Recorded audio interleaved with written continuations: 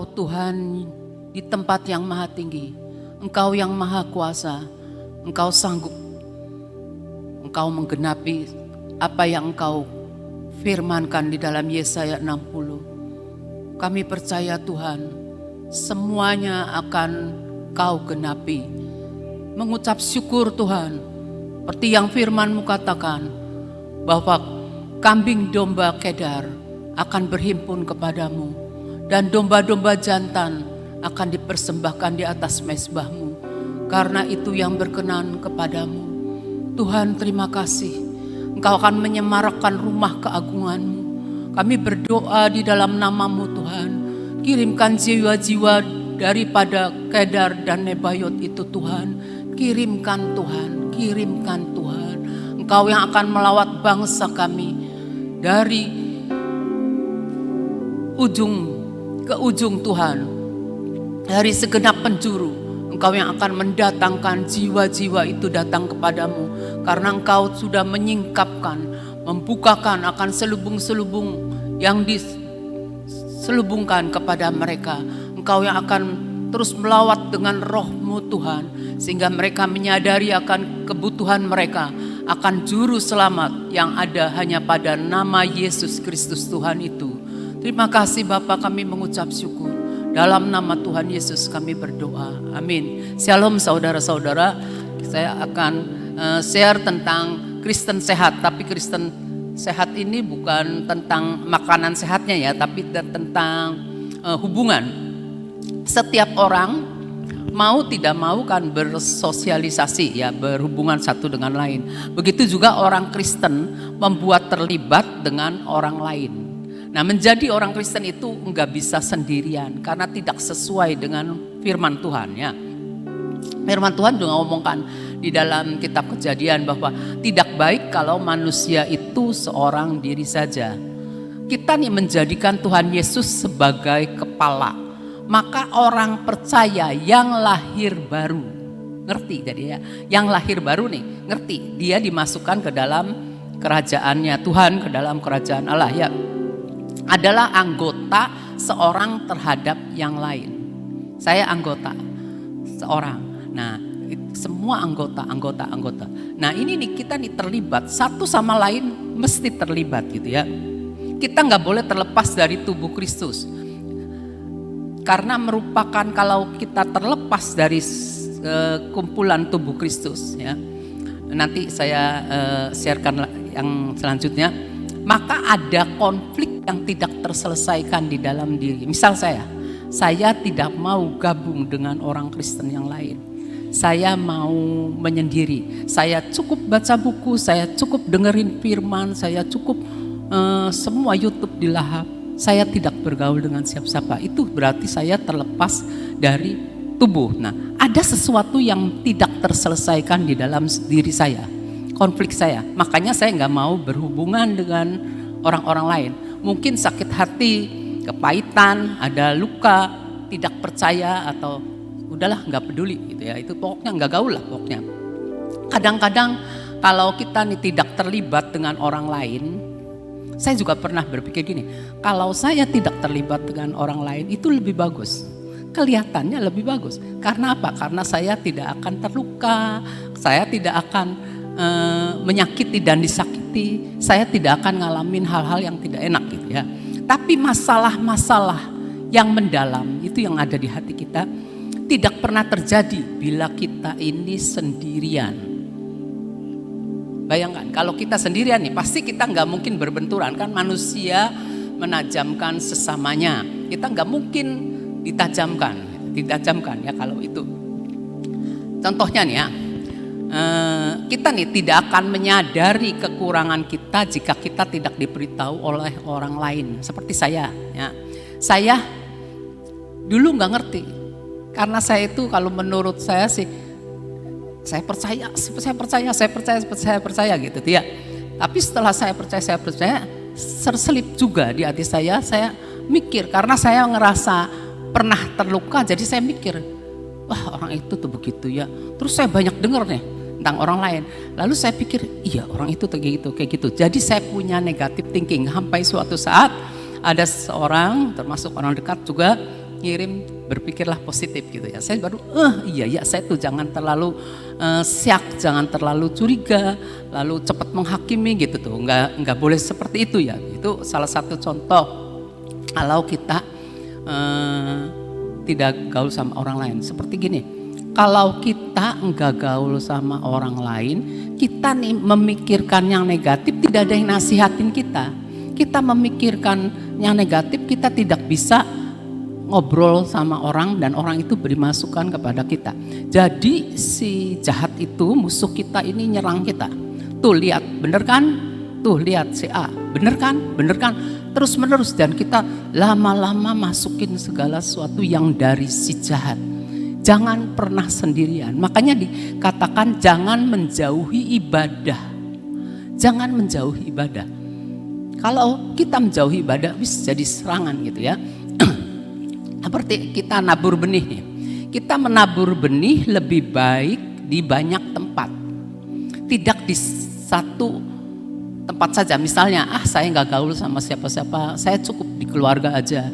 Keluarga saya baik-baik, ada anak, ada suami, ada mantu, baik-baik. Udahlah segitu aja, nggak gaul-gaul. Nah, itu nggak bisa ya. Kita saling membutuhkan sebagai anggota tubuh Kristus. Kita saling membutuhkan.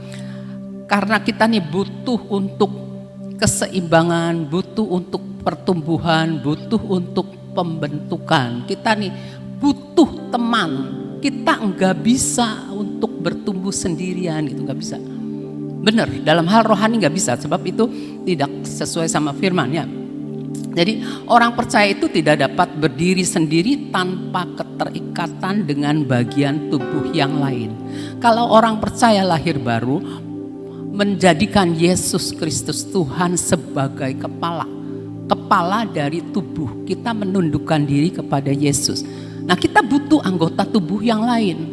Mungkin ada fungsinya yang beda-beda, tetapi kita butuh yang lain. Jadi jangan sampai sendirian ya.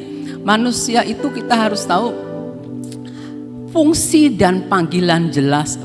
Fungsi dan panggilan itu jelas kalau kita benar-benar nyata berhubungan satu dengan lainnya ya. Jadi supaya fungsi dan panggilan kita jelas, maka setiap orang percaya itu harus terlibat dalam satu persekutuan, dalam satu pertemuan di mana kita bisa bertumbuh, di mana Tuhan taruh kita. Coba kalau kita sebentar ke sini, sebentar ke sana, sebentar sini, sebentar sana, tidak akan bisa. Walaupun saudara banyak mengikuti seminar, mengikuti apapun gitu ya, tapi kalau saudara tidak ada di satu pengayoman, sulit untuk menjadi dewasa dan didewasakan. Jadi kita harus tahu bahwa panggilan kita, fungsi kita akan jelas ternyata akan jelas kita dapatkan kalau kita ini ada di dalam satu persekutuan. Kita tahu juga bahwa si jahat tuh mudah berbicara ketika kita sendirian. Coba kalau saudara ngelamun aja, mikir gitu sebentar aja ya. Mikirnya mulai nih, seret pikiran kan yang dimasukin sama si jahat, pikiran langsung mikirnya yang negatif. Kita harus tahu bahwa itu dari si jahat lagi nyerang kita. Jadi kita nih harus langsung ambil pikiran yang dari Tuhan, buang. Kalau sendiri lagi terus nyerang. Itu si jahat kerjanya begitu ya. Makanya kita harus butuh orang lain untuk kita begitu punya pikiran yang mengacaukan kita karena kita menghadapi masalah, kita itu tukar pikiran dengan orang lain, bertukar pikiran. Kita butuh nasihat orang lain. Kita tidak bisa mengubah hati orang lain untuk berbuat baik kepada kita. Kita tidak bisa mengubah hati siapapun untuk berbaik kepada kita, berbaik sangka. Misal, seseorang curiga sama saya tuh pengen ngubah dia coba, supaya orang itu jangan curiga sama saya tuh pengen ngubah dia, nggak bisa. Kalau saya perlu, kan orang biasanya suka gini, ya saya perlu untuk menjelaskan, maksud saya seperti ini, nggak bisa. Yang kita harus belajar untuk melatih diri kita ini, untuk kita berbuat baik, berbuat berbaik sangka kepada orang itu. Saya diajari, jujur saya diajari sama orang senior-senior saya di sini, di Eklesia ya. Setiap kali saya berkata hal, iya orang itu begini-begini, mereka bilang maksudnya seperti ini, dipikirin positif. Jadi setiap yang negatif dari diri kita terima dari saudara-saudara kita yang ngasih masukan tentang positif. Jadi saya terus menerus dilatih untuk berpikir positif. Jadi kita terus berpikir positif, berbaik sangka pada orang lain ya. Kedewasaan itu teruji ya. Kita nih bisa tahu dewasa teruji saat kita bisa memahami hal-hal kecil tuh. Jadi hal-hal kecil, orang lain berbuat tidak baik terhadap kita. Kita mikir negatif terhadap orang lain. Kita balikkan pikiran kita. Kita harus belajar ngerti dari macam-macam orang. Makanya kita diajarin di dalam ibu itu tuh. Bisa apa ya namanya? Coach Siren tuh. Ngajarin tentang apa ya karakter. Coach Siren tuh Ibu Irin itu ngajarin tentang apa ya namanya tuh ya, lupa saya tuh, ampun no. Pokoknya ngajarin tentang karakter sifat-sifat orang nih, sanguin, ini dominan, ini apa gitu tuh ya, ngajarin soal itu. Nah kita nih ketika kita belajar kita jadi bisa mengerti akan orang lain ya yang ada di sekitar kita. Nah kita bertumbuh dalam kecerdasan emosi. Jadi emosi kita walaupun emosi tapi emosinya kita nih cerdas, positif gitu ya. Nah terus karena kita sabar kita jadi menjadi berkat buat orang lain ya karena kita ngerti. Sekarang kita lihat di dalam Yohanes 17 ayat 11, 21 sampai 23 ya. Di sini dikatakan supaya mereka menjadi satu nih. Terus menerus Tuhan menghendaki kita terkait satu sama lain. Dan aku Tuhan tidak ada lagi di dalam dunia, tetapi mereka masih ada di dalam dunia. Ini doa Tuhan Yesus. Dan aku datang kepadamu, ya Bapa yang kudus. Peliharalah mereka dalam namamu, yaitu namamu yang telah engkau berikan kepadaku. Supaya mereka menjadi satu, sama seperti kita. Kita ini sebagai keluarga, menjadi satu. Ya satu dengan yang lain, harus sebagai keluarga. Terus yang 11-13 kalau nggak salah. Tadi Yohanes 17 ayat 11. Nah, sekarang 21 sampai 23 salah, sorry. 21. Nah, supaya mereka semua menjadi satu sama seperti engkau ya Bapa di dalam aku dan aku di dalam engkau, agar mereka juga di dalam kita supaya dunia percaya. Dunia harus percaya bahwa engkaulah yang telah mengutus aku. Jadi di ayat 21-nya supaya mereka menjadi satu. Supaya mereka menjadi satu. Terus ayat 23. Dan aku telah memberikan kepada mereka kemuliaan yang engkau berikan kepadaku. Supaya mereka menjadi satu sama seperti kita adalah satu. Tuhan memberikan kepada anggota-anggota tubuhnya itu kemuliaan. Nah, supaya anggota-anggota tubuhnya tetap jadi satu, Yesus sebagai kepala. Supaya dunia melihat bahwa kita adalah murid-muridnya. Dan karena kita itu dipersatukan satu dengan yang lain dengan kasih. Ya. Di dalam Alkitab kan ada kisah tentang Nabal itu ya. Nabal itu tidak mau terima pendapat orang lain, nggak mau terima. Itu sikapnya seperti itu ya. Nah sekarang kalau kita lihat bukti tingkat kerohanian kita, yang gambar mana ya?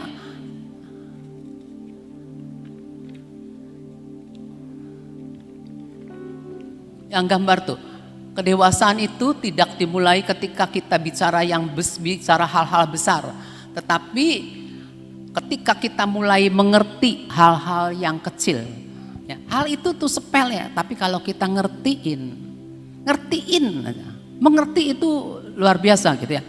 Maka kita adalah orang-orang yang dewasa ketika kita mengerti akan keberadaan orang lain ya. Jadi bukti tingkat kerohanian kita ini tergantung pada kemampuan kita menyesuaikan diri, bergabung dengan baik dengan orang Kristen maupun dengan orang dunia, bergaul dengan orang-orang yang di dalam lingkungan pekerjaan kita, bergaul dengan orang-orang yang Tuhan taruh di atas kita sebagai pimpinan kita, yang Tuhan taruhkan wewenang. Ya, terus kita itu bergaul juga dengan di dalam pekerjaan kita dengan orang lain. Mau tidak mau kita akan berhubungan di dalam pelayanan dan di dalam keluarga. Itu semua yang dikatakan hal-hal kecil itu menyangkut hati, sikap hati kita ya. Persoalan hati yang sesungguhnya yang di dalam kehidupan kita. Tubuh Kristus hanya bisa sehat dan berfungsi kalau kita semua menaklukkan diri kepada kepala di dalam kasih. Ya enggak, coba kalau tubuh nih ya, anggota tubuh nih, karep dewek. Kepala nyuruh ini karep dewek, enggak keruan-keruan kan?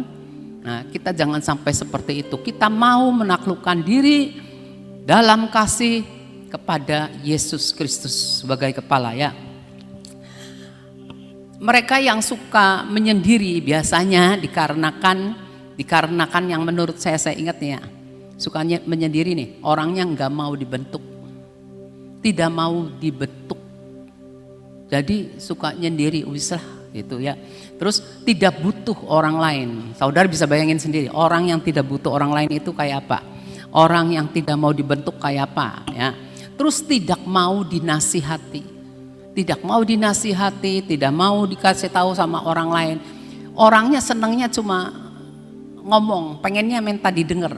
Ngomong terus, orang lain kudu denger ya, Nah itu orang nggak mau dibentuk, nggak mau terima pendapat orang lain. Kita lihat ayat, terus ayat terakhir 1 Tesalonika 5 ayat 11. Itu gambarnya disabut bebas. Karena itu nasihatilah seorang akan yang lain. Nasihati, saling menasihati. Nah terus dikatakan saling membangunlah kamu seperti yang memang kamu lakukan. Kita harus belajar banyak tentang saling menasihati, saling membangun. Di sini ada lagi salingnya. Karena kami yang 12. Kami minta kepadamu saudara-saudara supaya kamu menghormati mereka yang bekerja keras di antara kamu. Kita harus menghormati ya, saling hormati. Terus yang memimpin kamu dalam Tuhan dan yang menegur kamu. Jadi orang menegur kita tetap harus menghormati supaya kita tahu maksudnya apa. Sebab enggak mungkin Tuhan izinkan terjadi. Jadi misalnya ada hal yang enggak enak, enggak mungkin Tuhan izinkan terjadi kalau tidak punya maksud. Tapi kalau kita bisa belajar untuk memperhatikan hal-hal kecil, kita ngerti, oh orang itu negur. Oh, negur itu enggak enak buat saya. Tapi saya tahu kok Tuhan izinkan terjadi. Kalau Tuhan izinkan terjadi, saya percaya itu membawa kebaikan buat saya. Belajar seperti itu. Terus ayat 13, dan supaya kamu sungguh-sungguh menjunjung mereka, maksudnya orang-orang yang Tuhan taruh di atas kita dalam kasih karena pekerjaan mereka. Hiduplah selalu dalam damai seorang dengan yang lain. Jadi ngertiin, orang kalau tidak ngerti tidak akan ada damai. Tapi kalau ngertiin, biarpun dianya mikir negatif terhadap kita, tapi kita ngertiin, oh maksudnya begini, dipositifin gitu ya.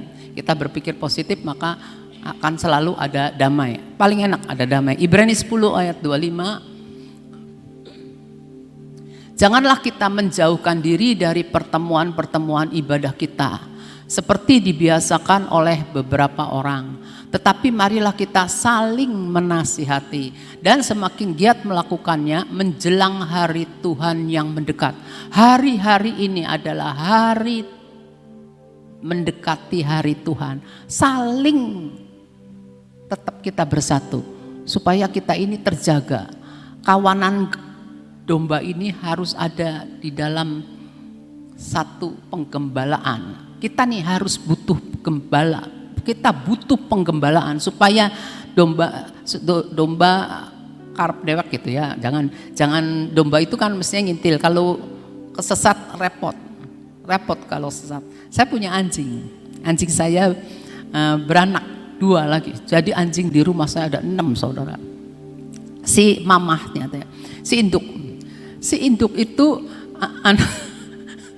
anjingnya 2 kan. Kata suami saya itu si induk sayangnya sama yang satunya tuh yang mana, kata saya tuh yang badannya kecil, kata dia. Oh, yang betina berarti. Nah, yang satu sering ditinggalin. Jadi kalau anjing kan kalau di kandang aja nggak mau, padahal kandangnya cukup gede juga. Nah, ditinggalin yang satunya sih dibawa sama dia ke teras. Seperti itu. Nah, kita tahu yang ditinggalkan itu. Kalau kita tahu tinggalin, kita kan pasti ambil lagi. Kalau si namanya itu binatangnya pasti harus diambil lagi gitu ya. Nah, kita nih kalau kita sendirian, istilahnya menjauhkan diri. Nah, si gembala tidak lihat kita. Lama-lama kita bisa terhilang kalau kita menjauhkan diri. Jadi kita ini harus senantiasa ingat bahwa kita jangan menjauhkan diri dari teman-teman kita seiman ya. Ibrani 13 ayat 17. Taatilah pemimpin-pemimpinmu dan tunduklah kepada mereka, sebab mereka berjaga-jaga atas jiwamu sebagai orang-orang yang harus bertanggung jawab atasnya. Dengan jalan itu mereka akan melakukannya dengan gembira, bukan dengan keluh kesah, sebab hal itu tidak akan membawa keuntungan bagimu. Tapi kita harus ingat satu hal, seperti ini saudara yang sering dilakukan ya. Ada orang-orang yang merasa mulai membandingkan diri dengan temannya. Oh, kalau itu diperhatikan sama pemimpin ya. Oh, kalau saya dibedakan. Kok kenapa ya saya dibedakan? Sedangkan pemimpin itu lebih memperhatikan si itu daripada kita yang daripada kita gitu ya. Nah, ketika kita melakukan itu, kita harus berpikir positif. Oh, berarti pemimpin itu menganggap kita sudah dewasa dibandingin dengan orang yang baru. Terus kita melatih diri untuk senantiasa bersangka baik, berbuat baik sangka gitu ya. Kita jadi berpikirannya, jadi tidak punya prasangka, maksudnya tidak punya prasangka buruk gitu ya. Kita harus seperti itu, belajar ya. Kekristenan yang sejati itu membawa setiap orang untuk jadi satu keluarga. Jadi kalau saya ada di sini, saudara-saudara semua adalah keluarganya saya. Seperti di dalam Mazmur 68 ayat 6. Itu yang benar seperti itu ya. Mazmur 68 ayat 6. Bapa bagi anak yatim. Tuhan kita adalah Bapa bagi anak yatim. Jadi jangan pernah merasa kita ini ditinggalkan. Yatim piatu gitu tuh. Oh, Tuhan gak sayang saya, enggak saudara. Bapa bagi anak yatim, pelindung bagi para janda. Itulah Allah di kediamannya yang kudus. Kayaknya ada satu lagi dah. Bukan ini aja, atasnya coba. Oh, 68 ayat 5, ayat 7 coba. Nah ini, Allah itu memberi tempat tinggal kepada orang-orang sebatang kara. Jadi tidak ada orang sebatang kara itu. Tuhan kasih tempat. Jadi kita jangan ngerasa sendirian. Tuhan itu kasih tempat buat kita ya. Di sini jelas Allah memberi tempat tinggal pada orang-orang sebatang kara. Jadi jangan merasa saya nih sebatang kara. Udahlah di antara pertemuan saya di sebatang kara, enggak. Tuhan kasih ya. Iya, mengeluarkan orang-orang tahanan. Jadi kita nih, kalau kita sedang ngerasa, aduh saya tuh jadi tahanannya nggak kenal kanan, nggak kenal kiri, nggak ada orang yang memperhatikan gitu. Terus kita nih pengen maju nggak berani, lebih baik mundur, melangkah mundur lebih gampang kan daripada maju gitu tuh ya. Melangkah mundur lama-lama kita hanyut. Tapi Tuhan bilang, Ia mengeluarkan orang-orang yang tahanan, yang terpenjara dengan pikirannya sendiri, terpenjara dengan caranya sendiri gitu ya. Tuhan mengeluarkan orang-orang tahanan sehingga mereka bahagia. Tetapi pemberontak, orang-orang yang tidak mau dinasihatin, tidak mau terima pertimbangan orang, tidak mau terima nasihat daripada orang, tinggal di tanah yang gundul. Jadi tinggal di tanah yang gundul tuh enggak ada kehidupan. Jadi kalau kita enggak mau dibentuk, kita nih nanti nih tinggal di satu tempat, bukan di satu tempat, di tempat di dalam keadaan di mana tidak ada kehidupan. Jadi kita janganlah memberontak, kita belajar terus untuk terus menerus ada di dalam persekutuan di mana ada orang-orang yang bersama-sama mendatangkan akan hadirat Tuhan. Tanpa hadirat Tuhan kita ini gersang, kita ini terbakar hangus. Kita belajar, kita sebagai keluarga, kalau kita dinasihati nurutlah. Ya, orang tua kan kadang-kadang kalau lagi punya persoalan gitu ya, orang tua saya masih ingat kalau orang tua saya lagi punya persoalan kadang-kadang marahnya cukup keras gitu tuh. Tapi bolak-balik kita punya rumah di mana ada orang tua, tempat kita pulang. Jadi jangan kabur gitu tuh. Tetap balik ke tempat di mana ada orang-orang yang mengasihi kita. Saudara, saya harap saudara senantiasa ingat, jadilah orang Kristen yang sejati. Ya, terima kasih, Tuhan memberkati semuanya.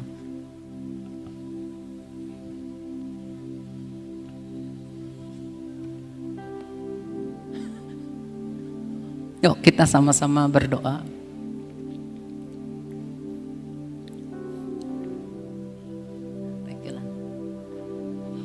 Bapa, kami mengucap syukur kepadamu. Buat kami terikat satu dengan yang lain Tuhan. Ikatan kasih-Mu yang mengikat satu sama lain. Karena kami semua Tuhan sudah Engkau tebus dengan darah-Mu yang kudus. Sehingga Engkau memberi kami suatu kehidupan yang baru. Sehingga Engkau menempatkan kami satu dengan yang lain sebagai sesama anggota tubuh-Mu Tuhan. Yang terus menerus terikat Tuhan dan menerima aliran darah-Mu Tuhan. Engkau yang adalah kepala Tuhan. Kami mengucap syukur kepadamu. Buat kami bertumbuh Tuhan di dalam pengenalan akan Engkau. Kami terbuka Tuhan untuk menerima nasihat. Kami terbuka Tuhan untuk menerima pertimbangan-pertimbangan dari yang lain. Kami mengucap syukur. Saat ini Tuhan kami berdoa untuk saudara-saudara kami yang sedang menikmati liburan. Engkau memberkati mereka, menjaga dan melindungi mereka senantiasa Tuhan. Dan buat mereka boleh menikmati berkat-Mu untuk semua boleh dalam sukacita. Kami juga berdoa Tuhan untuk Presiden kami Jokowi. Tuhan topang Presiden kami Tuhan. Engkau yang menopang, Engkau yang menjaga, Engkau yang melindungi. Maka tidak ada satupun kekuatan apapun sanggup menjamah akan Presiden kami dan jajaran daripada pemerintahan yang ada di bawah kepresidenan kami. Kami berdoa Tuhan, biarlah semua yang tidak membangun akan bangsa dan negara kami, yang tidak membangun kota kami, Engkau yang akan mengatur sedemikian rupa Tuhan, sehingga tidak ada satupun yang mampu untuk menggeser Tuhan akan apa yang sudah Engkau tetapkan. Terima kasih Bapa, kami mengucap syukur. Kami berdoa Tuhan, biarlah damai sejahtera-Mu Tuhan senantiasa mengawali akan bangsa dan negara kami. Takut akan Tuhan Engkau berikan kepada seluruh penduduk bangsa ini Tuhan. Terima kasih Bapa, kami mengucap syukur. Bapa, kami mau terima pengurapan yang daripada-Mu Tuhan. Kuasa-Mu Tuhan yang menyertai minyak ini Tuhan. Kami bersyukur Tuhan untuk setiap janji-janji firman-Mu.